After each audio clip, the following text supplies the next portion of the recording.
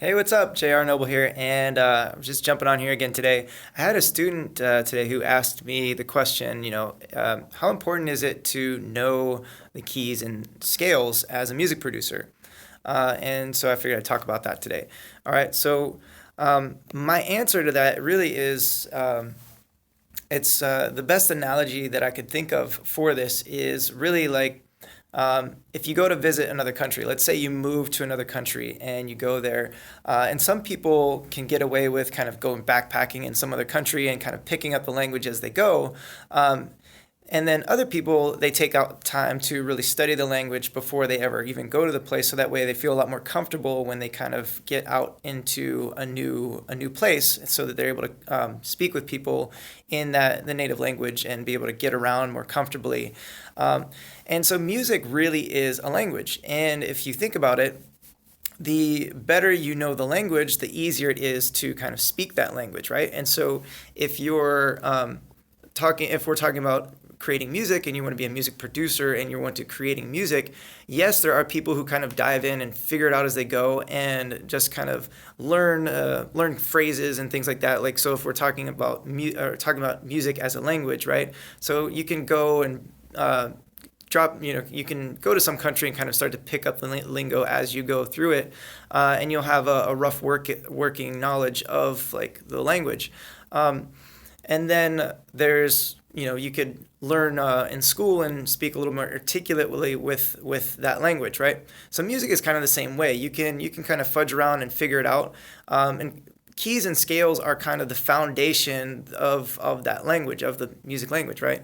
So in order to be able to better speak that language, it actually helps you to be able to speak that language better by knowing those kind of foundational elements.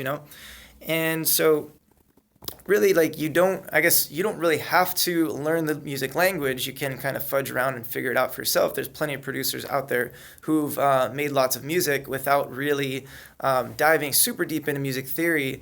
But from my own experience, I've found that I've gotten a lot more creative, and I've been able to make a lot more stuff a lot easier once I really understood what the language was. Now, I'm not saying that I'm like super fluent, like, jazz musicians and stuff like that, but I understand a good deal more than I used to when I first started out. I also had a bit of a music background growing up in concert band and playing the drums, but I mean, banging drums is a lot different than, a circle of fifths and all those kind of things. So it took me a little while to kind of catch up and get up to speed with learning the music theory, but I would definitely recommend, if you want to create music, to learn keys and scales as a music producer, because it's only going to help you get better with what you do, and being able to create, phrases and speak the language. Because if a note on a keyboard is a word, then you're able to create full sentences when you're able to understand what that scale is that you want to play in for the key of that song, so you can create better phrases and things like that.